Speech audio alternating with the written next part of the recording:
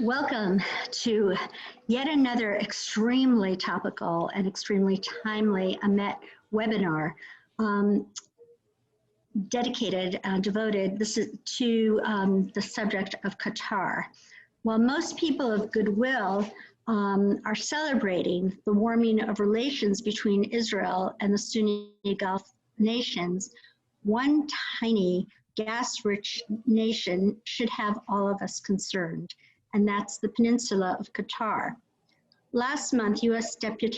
Assistant Secretary of State for Arabian Gulf Affairs, Timothy Lendering, stated that we are going to go ahead and designate Qatar as a major non-NATO ally.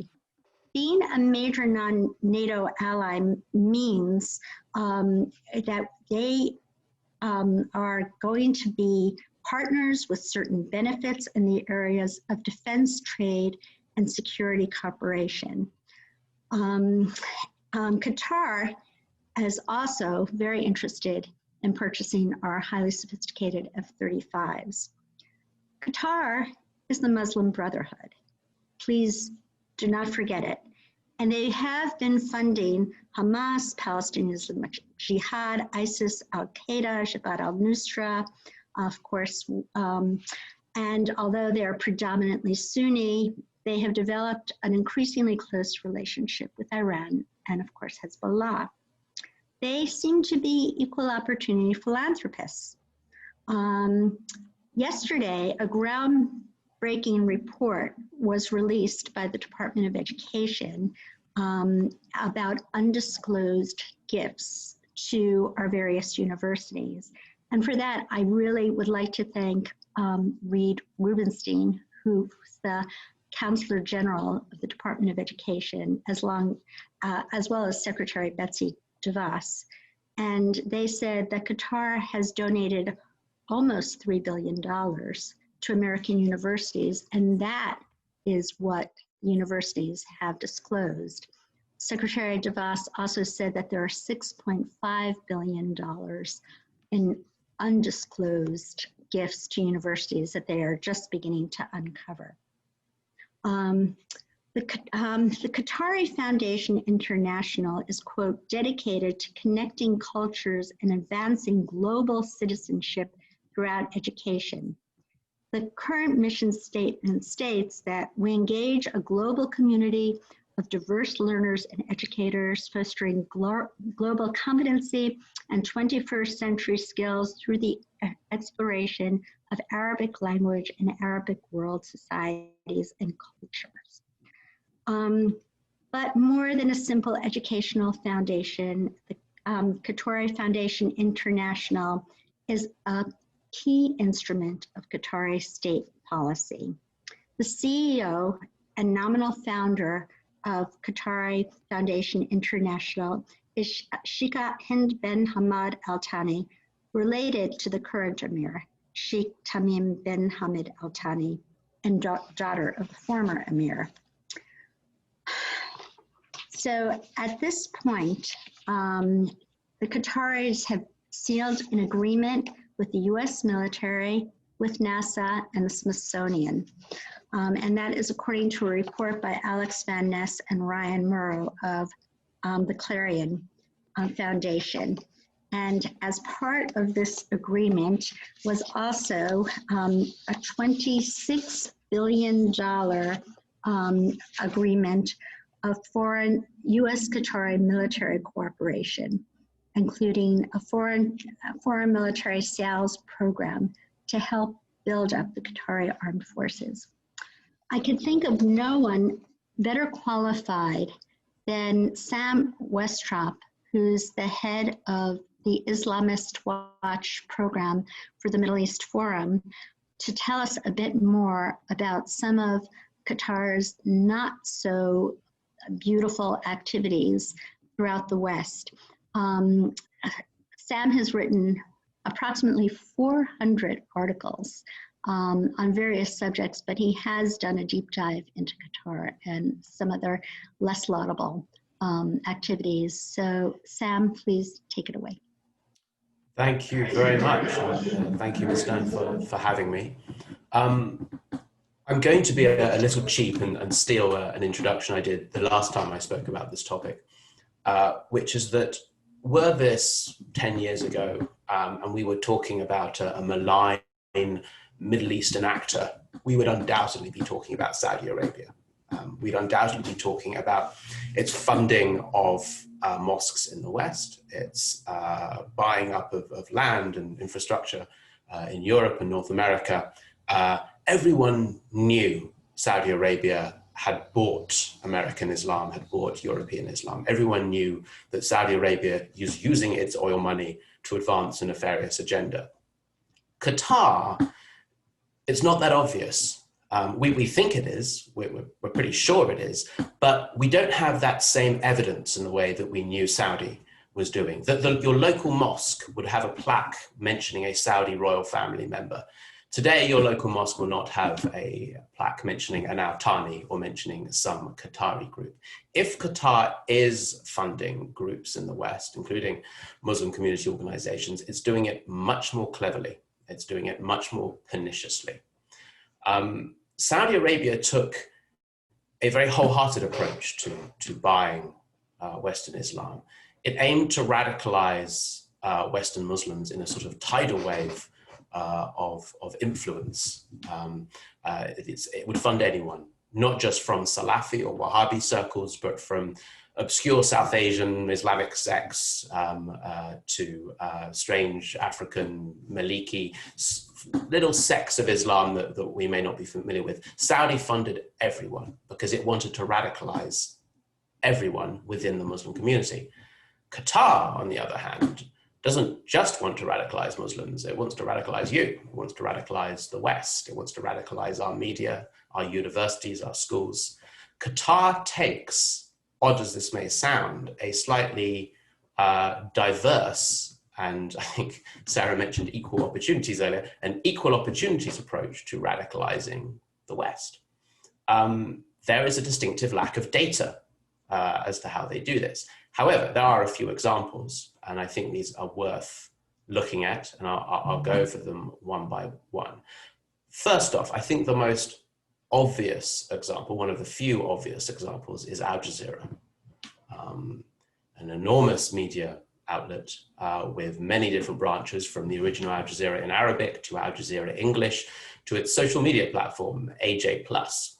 Al Jazeera works to radicalize the demographic it is intended to reach. So Al Jazeera Arabic tells Muslim husbands to beat their wives. Al Jazeera English hires from Western journalist circles and goes after President Macron's latest policies on countering radicalization. AJ Plus is staffed by young hijab-wearing, transgender rights-supporting progressive Islamists, if that's such a thing, who encourage such progressive ideas that are clearly at odds with the Qatari state's ideology. You'll see AJ Plus talking about not just prison reform, but transgender rights and LGBT rights and all sorts of things that one would usually associate with the progressive left and even the far left. But Al Jazeera, as does Qatar, is malleable. It works to adapt to the situation it's in. It works to adapt to the demographic it wants to radicalize. And AJ Plus is a really good example of an initiative by the Qatari regime to push for the radicalization of American politics, to push for the radicalization of the left. AJ Plus and Al Jazeera English also have another function, and that is to promote Islamist forces within American Islam. So when AJ Plus or even Al Jazeera English run an event on say, a Muslim candidate for public office or a Muslim group that is opposing countering violent extremism initiatives by a state government, they do that because the people they are promoting are not Muslims, but Islamists, people tied in with radical Islamist forces within American Islam. Al Jazeera acts not just as a propaganda outlet for the Qatari regime, it serves to highlight and promote key, specific Islamist individuals and organizations within Western Islam. It is a very clever operation, and it works extremely well. And today, people like Sana Saeed, the one of the main Al Jazeera representatives here in the US, is closely embedded with the various aspects of the Muslim Brotherhood leadership in the United States, along with members of a group called Jabat Islami, which is a South Asian Islamist organization, and various Salafis as well. Al Jazeera does its job very well, but media is not the only. In fact, there's one more media example I should mention. The Qataris don't just use Al Jazeera, and they don't just use the left to advance their agenda. The Qataris in recent years have also been reaching out to the American right. And for example, the Washington Times has done quite a deal with Qatar over the last few years and regularly runs advertisements for them and paid columnist pieces advertising the wonders of Qatar, the delights of Doha. If you want to read more on this, we published an article in the Washington Examiner about a year ago on this subject. But the Washington Times is by far is not the only media organization that Qatar is trying to influence.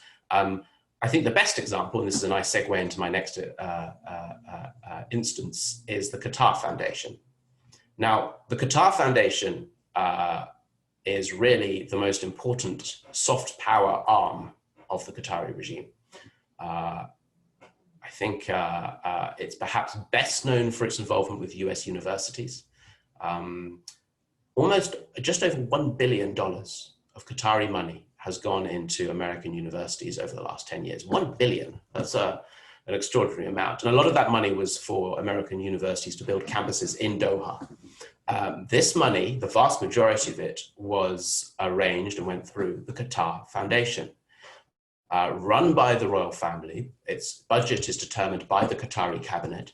The Qatar Foundation is key, as I mentioned, to the Qatari mission of manipulation and exploitation abroad. In DC, it has a US arm, the Qatar Foundation International. And a good example of how keen the Qataris are to hide their activities, the Qatar Foundation International, despite having all the hallmarks of a non-profit group, is not registered as a non-profit group, precisely because that stops it from having to disclose its financial statements and various other interesting bits of information that one finds on a non-profit tax return. But the Qatar Foundation International works not just with US universities, it also works with US schools. I think the last figure I saw said $40 million of Qatari money has gone into public K-12 schools here in the United States. And that money is not, they're not encouraging young kids to run off and join a terrorist group. It's apparently benign things, seemingly benign things. They're helping kids learn Arabic. They're training teachers on better ways to teach the Middle East. But along with all of that comes a pernicious agenda that does have a radicalizing effect. And I go back to this idea that Qatar is trying to radicalize you, it's trying to radicalize your children, it's trying to radicalize everything about us. We took a look at the Qatar Foundation curricula, the items they recommend for use in public school. We found far left curricula, we found Islamist curricula, we found curricula demonizing Israel, attacking Jews, attacking various minority Muslim sects and so on. This is a dangerous organization with a dangerous curricula, but this curricula is shrouded in this feel-good, we're making the world a better place, let's teach everyone foreign languages rhetoric that's very difficult to oppose on Capitol Hill, very difficult to oppose in state legislatures around the country. The Qatar Foundation gets everywhere, and it does it very well. I mentioned media and the Qatar Foundation because I'm sure you'll remember the brutal murder of Jamal Khashoggi last year, the Saudi dissident, the Muslim Brotherhood tied Saudi dissident who was brutally murdered by the Saudis in Turkey. Well, the head of the Qatar Foundation International, or the former head, Maggie Salem, used to help Jamal Khashoggi write his columns in the Washington Post. And that's something the Washington Post itself reported. There is this fascinating tie-in between Qatar's cultural export, its Qatar Foundation activities, and groups like, and people like Jamal Khashoggi. By the way, the Qatar Foundation back in Doha doesn't hide its activities so well. In the university campuses it's helped set up, it runs radical preachers who talk pro-terror, pro-extremist ideas. It openly, when we looked into them last year, one of the first pictures we found was a senior Qatar Foundation official meeting with Ismail Haniyeh, the senior Hamas leader, and handing him a big plaque of Jerusalem, along with the Hamas logo emblazoned on the front.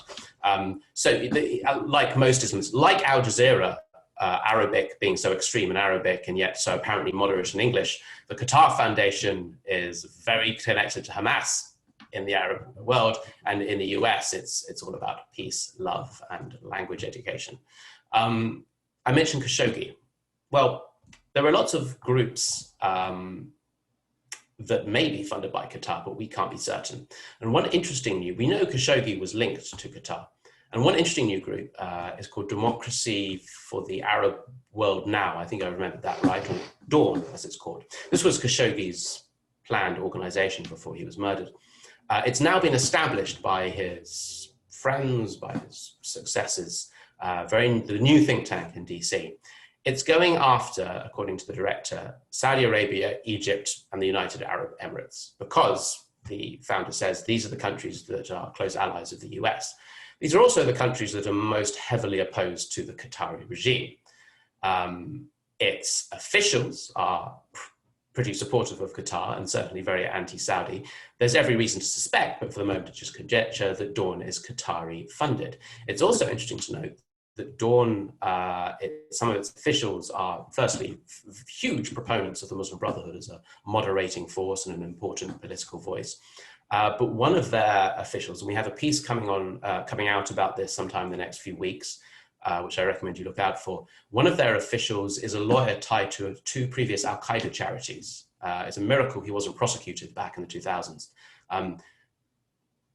This is an extraordinary operation Qatar is running. Think tanks, media, working with Muslim Brotherhood groups, working with Al-Qaeda lawyers, working with public school teachers. This is an extraordinary, the gamut of the sheer diversity of Qatar's activity and influence is far different from something Saudi would have ever done. Saudi never did this. Saudi's approach was radicalize Muslims. As I said before, Qatar's approach is radicalize you, radicalize everyone.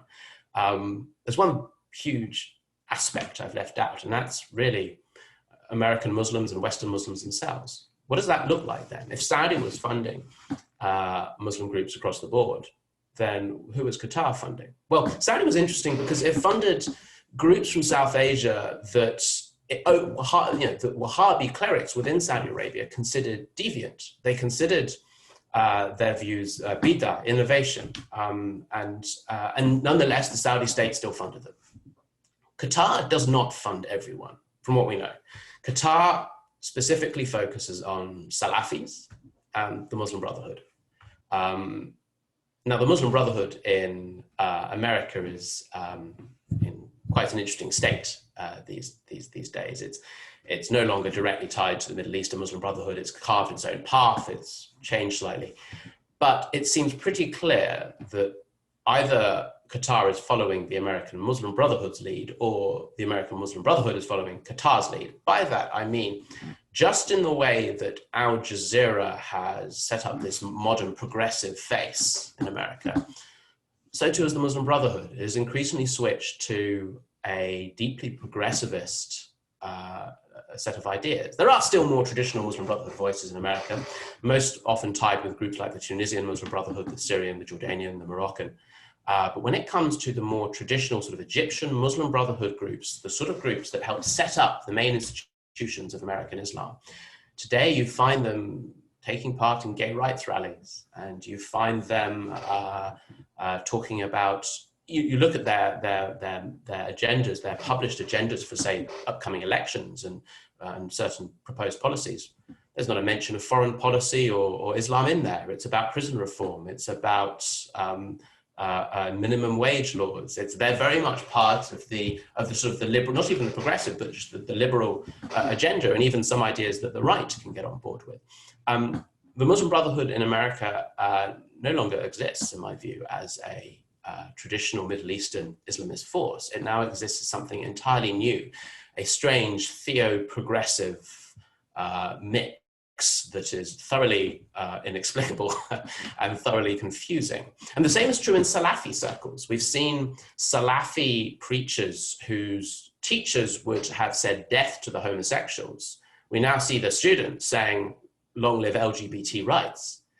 Now, the question of how much they believe this is to be debated, but the point is that a key section of the Salafi network in the United States has decided to join the Muslim Brotherhood and becoming this more progressive, moderate-minded group. We're pretty sure Qatar is supporting these efforts, is supporting this transformation, is working with this transformation. But actual data, actual figures are almost non-existent. We've only come across 3 direct examples of the Qatari state funding American Islam. 3. That's tiny. I'll give you them, given it's so small. One is there's a modernist Salafi imam in Tennessee called Yasir Qadhi, very prominent imam, very much in the reformist side of Salafism.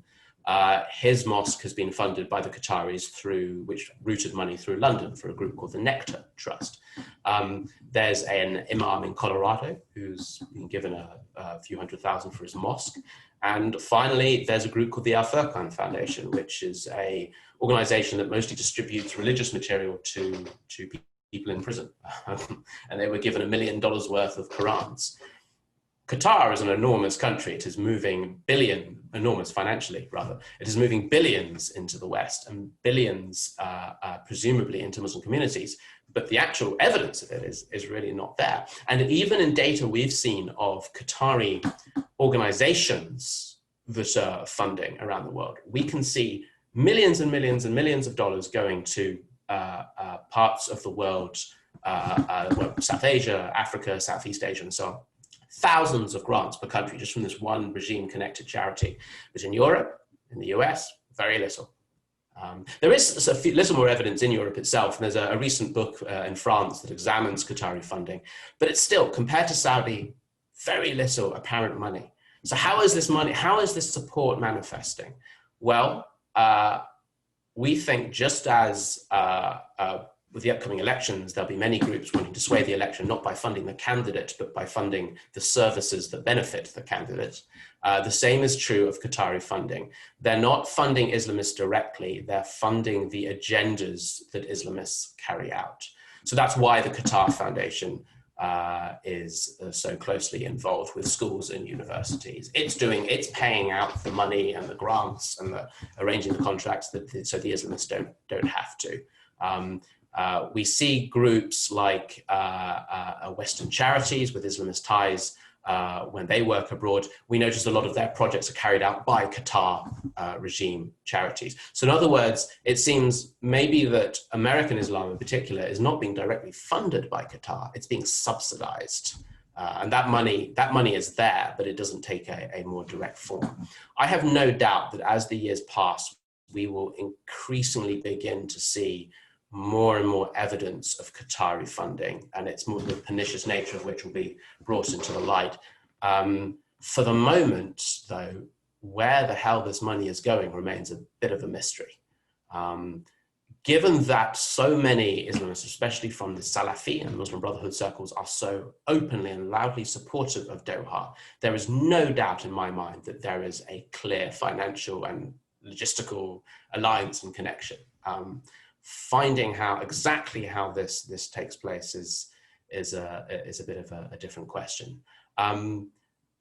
There are quite a few examples I could go on. I think I've hit almost 25 minutes now, so I'll stop here and answer anything else in questions. Just before I stop, we've written quite a bit on some of the subjects I've discussed, so do make sure to go to our website if you want to find out more, which is meforum.org. I'll hand it over to questions now. I think better to answer. Excellent. As the moderator, I'm going to take the liberty of asking you the first question. Actually, the first 2 questions. One is, it baffles me that our government can enter into a non-NATO military alliance with Qatar.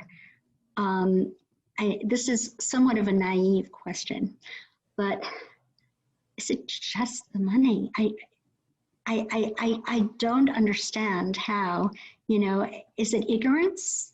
Is it the fact that they've bought their way into so much of the media and think tanks, that they've managed to do such a wonderful soft pedal of themselves, and is that their influence operations have been so successful? Or is it just the money? What do you think? That's an interesting question. I won't offer anything firm because, this foreign policy is not my thing, but I will say that an administration that can do a deal with the Taliban in Doha, no less, it does not surprise me that they would also be willing to cozy up to Qatar. I'll also point out that the Trump administration doesn't just work with Islamists abroad like Qatar, it's also moved tens of millions or many millions of dollars into Islamist groups here domestically. The federal government under the Trump administration has given more to Islamists than they did under the Obama administration. Whatever you may think of Trump, he has not been good for the counter-Islamist cause. He has not been good for the counter-extremist cause. Islamists have flourished under his watch. Whether that's his fault or diverted focus, I'll leave that to others to decide. I'm just here to mention the facts. That's all. Wonderful. All right, and my next question is, in terms of this kind of progressive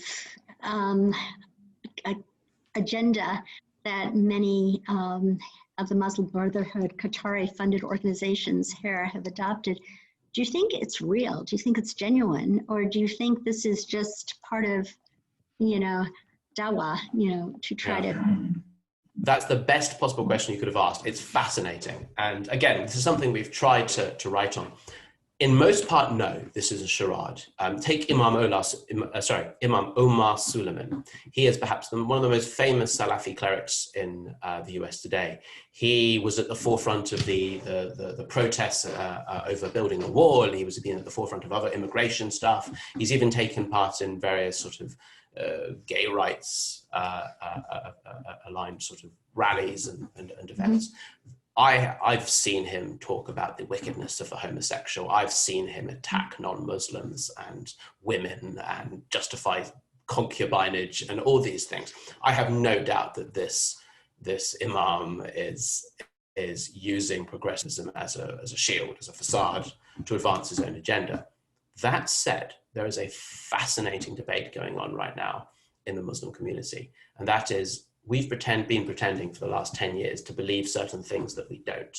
We've said gay rights is okay because they're also a minority and we should therefore find common cause. We've been saying that women's rights and the Women's March are all things we support and will take part in.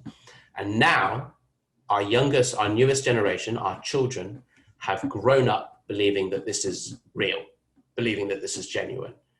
This is what Islamists are saying to each other, that our own kids now think that gay rights and our Muslim Brotherhood, our Salafi-style Islamism go hand in hand. It was a charade, but we've accidentally indoctrinated our own children. That's what they're saying.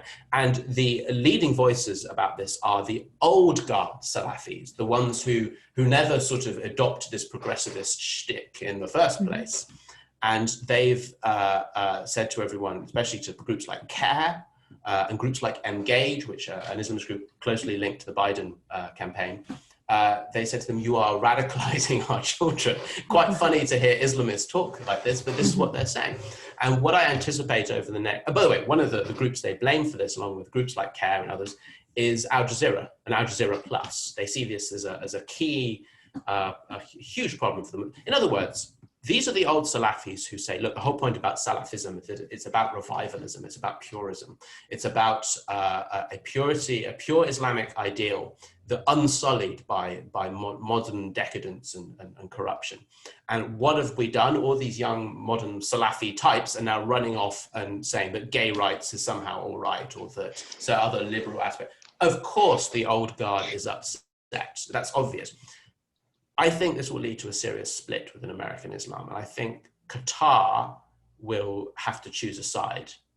And it's not, although at the moment they're very much on the progressivist side, it may not be in the Qatari interest to remain that way. They may become a more overt supporter of the old style Wahhabi Salafi mindset. Either way, there is a tremendous fracture within Western Islam on this very question. And we're seeing it in almost every Western European country at the moment. It's fascinating. Fascinating, fascinating. And now I am going to hand the podium over to our wonderful Director of Communications, Sarah Leah Thompson, who will be reading some of the questions that have come in. Thank you, Sarah, and thank you so much, Sam, for all of this information so far. We've received a number of questions from the audience, and we'll try to answer as many as we can. So the first question we have, would you be able to recommend a book or some other full-length review of Qatar? It seems to this audience member that many of the books on Qatar have been authored by Georgetown folks associated with the campus in Doha. So if you have a different suggestion. Yes, your point about the Georgetown influence is well taken and very, very apt. There have been some tremendous books in Europe on Qatari influence. I mentioned the French book on Qatari funding. That unfortunately is just in French, but I understand there is a translated version due to be published at some point soon. I have a big problem with a lot of the published material about Qatar at the moment, not just in books, but in academic journals as well. No particular book is coming to mind, I'm afraid. I would recommend, in being out of naked self-interest, that you read the Middle East Forum's journal and publications on Qatar, which I would argue are pretty good. And likewise are those of our allies. The Hudson Institute, which puts out some very interesting information on Qatar. I particularly recommend its journal, Current Trends, which looks at Islamist movements around the world. They've published some interesting points on Qatari influence. Yes, I would suggest your safest bet lies with academic journals and articles rather than books at the moment. I could be not thinking of something very obvious, but it's not coming to mind. I think it's time for you to write a book as opposed to your 400 articles. Okay, all right, Sarah. Thank you. For the next question, would you be able to discuss Qatar's relationship with Turkey? Not very well, but as I say, my focus is very much on the West and Islamism in the West. So I'm not, my colleagues at the forum will be far better qualified on this particular subject. I'll tell you what I can see just from the little bit I have, and that's that Qatar and Turkey work very closely together here in America when it comes to sponsorship of the West. So Turkish front groups, for example, the Qatar Foundation of America, huge charity in the United States, connected closely to Erdogan, connected closely to the Ankara regime. That works very closely with other Qatari charities, works very closely with Qatari groups. We see this also with groups like the Diyanet Center in Maryland, which the huge Turkish government-funded mosque that has also worked with a number of Qatari proxies. If this relationship in the West is a proxy for what happens in the Middle East, it seems to me that Qatari and Turkish interests are pretty well aligned. The politics of direct Turkey-Qatari relations are interesting and quite complicated. I am not the best person to speak about it. But you know, the one thing I can say, and that's key to remember, is that they are governed by a united opposition to Saudi, an opposition to the Muslim Brotherhood, varying degrees of familiarity with Shia Islamists like the Iranian regime, and of course diehard opposition to the anti-brotherhood agenda that is growing in the Gulf. Yes, I very much suggest you listen and read to far wiser people than me on this subject, as I'm just blathering here. Thank you. For our next question from our audience, you and others use the term radicalization. Does that just mean essentially to take the Quran and Sunnah seriously, or is it pushing beyond that? So when you use the term radicalization, what exactly are you saying?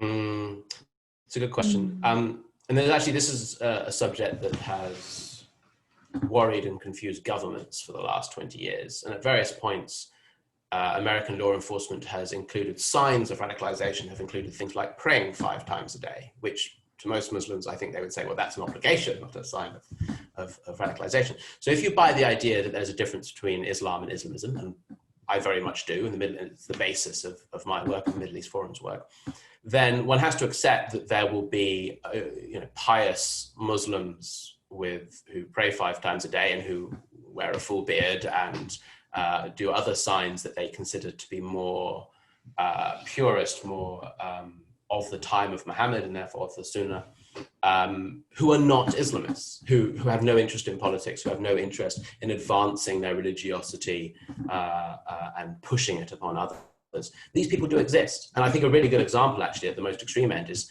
actually within the Salafi movement. You have a group called the Madkhalis. These are quietist Salafis who are extremely orthodox in their belief, but believe in no involvement with politics whatsoever. None at all. They won't discuss it. They won't go near it. They won't advance any sort of political agenda. That doesn't make them allies, but it doesn't make them enemies either. So radicalization is a complicated idea. I view it, though, actually pretty simply. This is a view that governments, for some reason, don't accept. My own view is that radicalization is when you decide to turn religion into theocracy, when you decide to take a religious ideal and state this should be the basis of society, of laws, and I'm going to push it on the world, or push it on my local mosque, either or. I think this is what radicalization is. We're much more certain about radicalization, at least the governments are, when it relates to, say, the far right.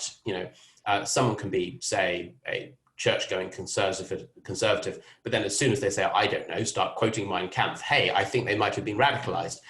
The same should be true of Islamism. If someone is starting to quote Abdul al-Maududi, the great Islamist ideologue, or Sayyid Qutb, or they're starting to wave Muslim Brotherhood flags, or I don't know, embrace Hezbollah, then these are signs of radicalization. Oddly enough, these are not the signs that law enforcement and government look for when they're working on counterterrorism and counter-radicalization.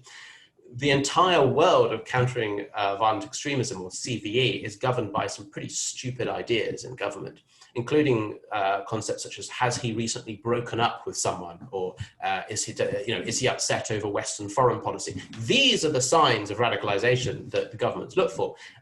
As you can imagine, they're not very successful with this approach. And the day that the American both federal government and state government start saying, hey, let's decide to actually just go after the Islamists, let's use Islamism as the basis for detecting extremism and radicalization, that is the day that the American counter-extremism effort will succeed and start becoming a lot easier. But it's a good question. Radicalization is a very nebulous term. If you want to read more about this, I suggest looking at the recent debates in France and the UK on this question and how they differ, especially with France's rather aggressive sort of secularist policies and Britain's very non-secularist approach. It's an interesting question. Yeah, absolutely. Great. Thank you so much. For our next question, could you please discuss Qatari real estate investments in the United States? For example, without Qatar money, would Center City DC have ever been built? Again, not particularly my subject. I'm afraid I'm just not particularly wise as to the details. I'll point out that groups like the Qatar Foundation actually often seem involved in some of these deals, or at least on the edges of such deals.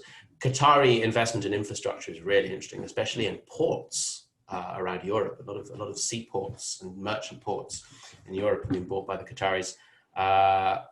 Yeah, I'm not the right person to ask. Again, go to the Middle East Forum and read my far wiser colleagues' writings on the subject. Sorry. I do have to interject that you are bringing to our forum something that is much needed in Washington, and that's a dosage of humility, which our city is severely lacking here. Go ahead, Sarah Leah, read the next question. Sure. The next question we have, you mentioned that radical Islam has flourished under President Trump. Would you be able to elaborate on that point and how it ties into the peace agreement between Israel and the Saudis? Sure. I don't think for a second that there's any ideological agenda in the Trump administration. I think, from what we know of Trump's view of radical Islam, he was pretty, pugilistic. He was pretty aggressive about. Here's the point, that Trump was very much about the rhetoric and not the action when it comes to Islamism. He promised to set up a commission on radical Islam. He didn't. He promised to, I think the quote was, wipe out the roots of radical Islam. He didn't. He promised to work with reformist Muslims and bring them into the countering extremism world. He didn't do that either. In fact, he's done nothing he said he would do when it comes to Islamism domestically. At the same time, his government gave, under his watch, the federal government gave hundreds of thousands of dollars to CARE, the Council of American Islamic Relations, a group that hadn't managed to get such grants under the Obama administration. He gave huge amounts to the Islamic Circle of North America, a group that we've found is tied to the Pakistani terrorist organization Lashkar-e-Taiba through one of its sister organizations. And he gave money to Islamic Relief, the enormous, that I know EMET has looked at our work on that and has done its own work on that group as well, closely tied to the Egyptian Muslim Brotherhood. Trump, I'm certain, does not know about these grants. I'm certain that there is no ideological agenda within Trumpism to do this. The point is that the chaos of the Trump administration, the chaos of their wildly varying policies, and just look at support for the on the one hand for Qatar and the Taliban deal, and then the UAE and Israel peace agreement on the other, shows that actually Islamists flourish in chaos and the Trump administration is chaotic. There is also the other point that, and this is not Trump's fault, that because of the move to the sincere and contrived move to the progressive side of politics by American Islamists, American Islamism has become the face of the opposition to Trump. So they've been involved in all the major legal challenges to Trump policies, especially the Muslim ban, but also things like the wall and immigration reform. Islamists have become, they march hand in hand with all of the other progressive groups at the rallies in DC and at the protests down by the wall on the border with Mexico. So Islamists flourish under Trump because of one, administration stupidity and chaos, and two, because of the overwhelming surge of progressivist activism that has grown in the last few years. I will mention this. There is and this is slightly tangential, but it's really interesting, and I should have mentioned it before. There is a really interesting division right now over the question of the Biden campaign within American Islam. And I mentioned a group earlier called Engage, where this is closely tied to Biden. And in fact, a lot of American Islamists believe it is too closely tied to Biden. And there's been a huge amount of articles and social media discussion by prominent American Islamists, including those with Qatari ties, attacking Engage recently. This is interesting because under a Biden administration, we presumed that Islamists would get easy jobs, given that Engage, this group, is so closely tied into the Biden campaign. It may be that a split occurs because of this. And people like Sami al-Arian, who is the Palestinian Islamic Jihad leader who was deported from the US 10 years ago, he's been leading this attack from Turkey, and he's closely tied to Qatar as well. Similarly, groups, Qatari media groups like the Middle East Eye and Al Jazeera have also been attacking Engage, denouncing them thoroughly. This could be a start of a very interesting division over the question of how far to the left should we as Islamists go. And we're yet to see what that happens. I don't think Islamism will do any worse under a Biden administration if he wins. I think they will probably do better. Trump has set the stage, unfortunately, for making funding for CARE acceptable. He set the stage for giving tens of millions to Islamist charities. Biden, I have no doubt, under his administration will continue that legacy. That's one Trump policy he won't reverse. Great, thank you. The next question we have, would you be able to tell us more about the history of the US military base in Qatar? I'm going to appeal to that humility thing again and say absolutely not. No, I can't. There are, again, some interesting things written about this, I believe published in the Middle East Forum. So, yes.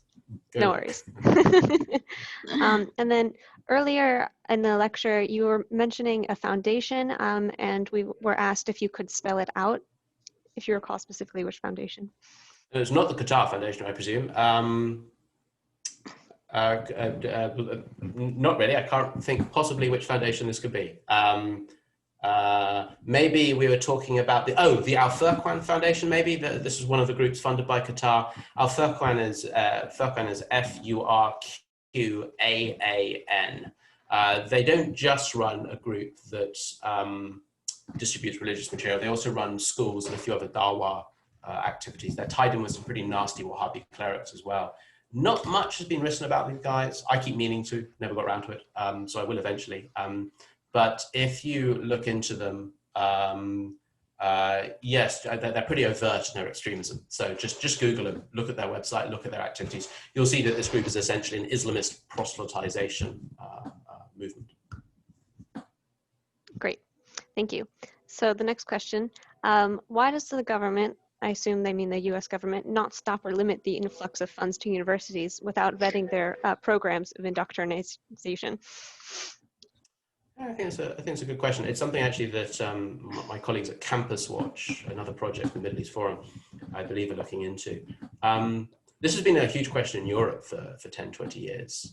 And in fact, around 2011, just as the Arab Spring was getting going, it emerged that the London School of Economics had taken a large amount of money from the Libyan regime, then under Gaddafi, to essentially write his son's PhD for him. This is the London School of Economics. It's supposed to be one of Britain's most prominent and prestigious universities. And they were easily bribed. And that led to a whole media flurry investigating other foreign payments to British universities and how easy it was to buy a university. You know, the Saudis would donate and then mysteriously books criticizing Saudi would disappear from the university library, that kind of thing. So that led across Europe, that led to various calls for action that were mostly not followed through on. The US has, actually, from my view, actually quite a little more aggressive approach when it comes to foreign funding, more so than Europe. Despite that, however, that makes it all the more curious that they haven't clamped down really on manipulation of American education by foreign regimes. It's extraordinary how many people are so clearly working on behalf of foreign governments who are not registered as foreign agents in the US. It's extraordinary that there is so little transparency around these donations. Yes, they have to report certain gifts and grants, but universities don't seem to have to say what it was for or the details of where it went or who exactly even gave it. And by my count, really, to be truly transparent here, universities should be absolutely required to publish the contracts they sign with these foreign groups. They should be absolutely required to account for all the money. They should identify the donors, not just as Qatar, but as this particular department of this particular governmental unit and so on. Yeah, there's too little transparency. I agree with the question. Right. I wish there were more. Right. I do have to jump in there because that's something I've done a lot of work on. And yesterday's seminar at the Department of Education was very good. There is Section 117 of the Higher Education Act that at least requires universities to report. There's no transparency to the average consumer, but at least, and they are doing a deep dive, and they had arrested this Professor Lieber from MIT because he didn't report his contracts with the People's Republic of China. There's a tremendous amount of work that has to be done, but they did report that there's $6.5 billion that has suddenly come up of unreported funds, and there's always an agenda with this. And I've been doing that work in regard to Saudi Arabia, but Qatar actually beats the Saudis hands down. And they said yesterday that there were $2 billion at least of reported funding of universities. And that's not talking about the K through 12 programs that they're also funding. And there's always an agenda, and one should look no further than to look at how many PhD theses are criticizing the Qataris and how many are on the Palestinian-Israeli conflict. There's always an agenda there. And this is something that we have to expose more, and there should be more transparency. All right. So, go ahead. Great. Sarah, next question. Thank you both. The next question we had, back to the Trump and his administration, not engaging with Muslim reformers. Why is that? And is there anyone that the Trump administration does listen to that is a sober voice on the Islamist radicalization issue? No. there are sort of semi-secret advisory committees that the Trump administration has put together that feature some good people on them. But by and large, the Trump administration has continued its habit of listening to Islamists.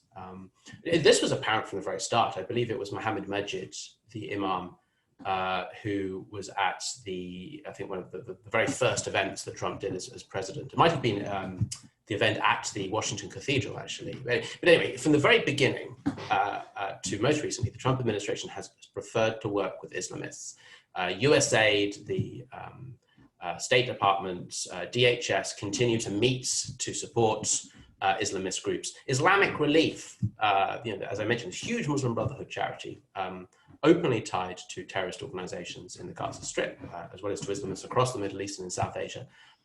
They regularly enjoy visits by Trump administration officials, appointed political appointees, appear at their events, at their fundraisers. They go. FEMA, the Federal Emergency Management Agency, has put up about 3 or 4 videos in the last few months praising the work of Islamic Relief, praising the work of the Islamic Circle of North America, this group that, as I mentioned, is tied to terrorism in South Asia. This happens all the time. And I'm not saying it didn't happen under Obama. Of course it did. But it's got worse under Trump. And that's the thing that I think a lot of people would find really quite surprising. Reformists there's been no attempt to reach out, at least none that my reformist allies and friends tell me of. I think perhaps the most obvious example is looking at the Trump administration's countering violent extremism program. They've renamed it to something stupid, TVTP or something. And this is their version of their counter-radicalization effort. Let's stop the next wave of Islamist terror by going after the forces that radicalize. And the Trump administration program is identical to the Obama program, completely identical. And it's particularly earmarked by the fact that it doesn't work with genuine moderates. It talks about community partners.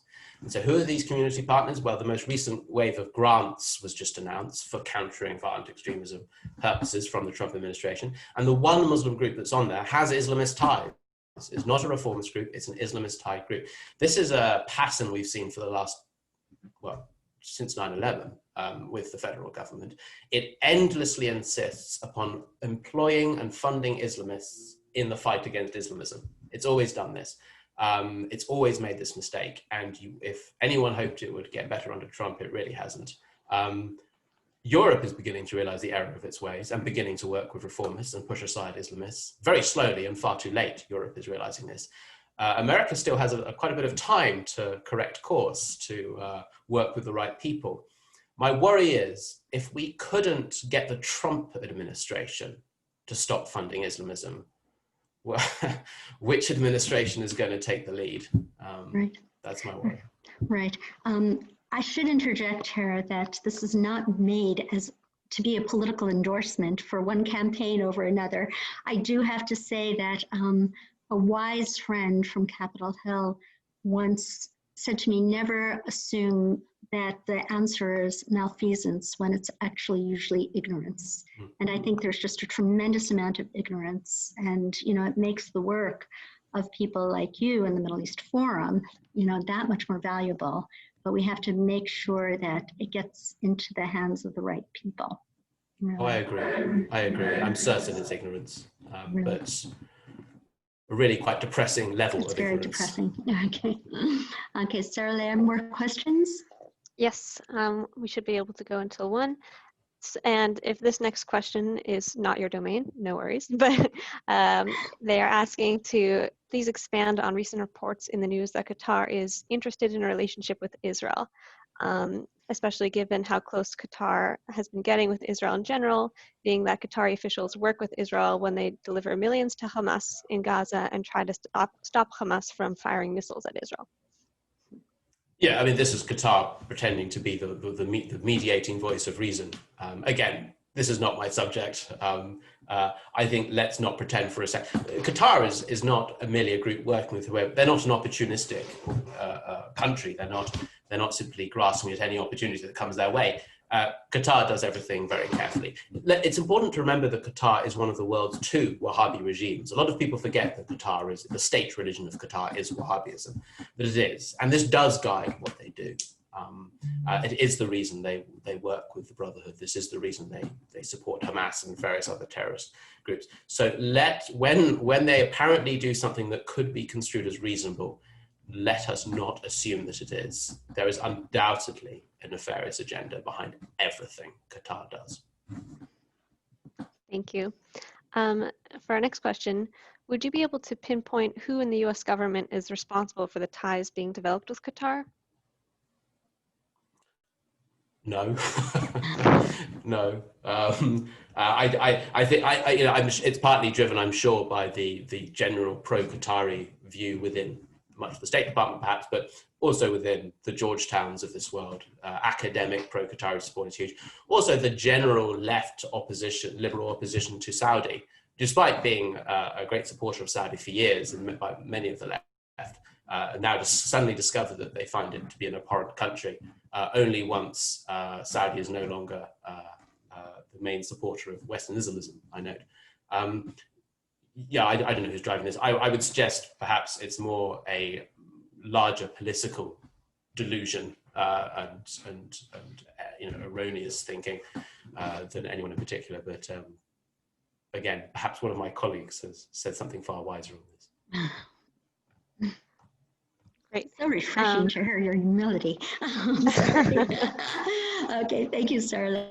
Go ahead. Yeah, I think that's all the questions we have for now, but thank you so much for all of your insights. Thank you so much, Sam. This was really fascinating. I do encourage you to write that book. Really, we do need, some from the other side. I would like to invite all of our listeners to tune in next week, same time, same place, same station, with Ephraim Imbar, who's the director of the Institute for Israeli Strategic Security Affairs. I hope I got that right. And he is going to be able to tell us about the more geopolitical strategy of Qatar. And, we'll be able to hopefully answer some of the questions that Sam, with his great humility, declined to answer. And thank you so much. Please, I'd like you all to look at the Middle East Forum's website. Look in particular, if you're interested in Qatar, at Islamist Watch and also Campus Watch. They do some amazing work. I think it's very, very important. And of course, we've written a great deal about certain aspects of this, so you can also go to our website, emetonline.org. And Sam, thank you so much for your expertise in this, and keep writing, please. Of course. Thank you so much. It was a great fun. Thank you for having me. Okay, take care now. Bye-bye.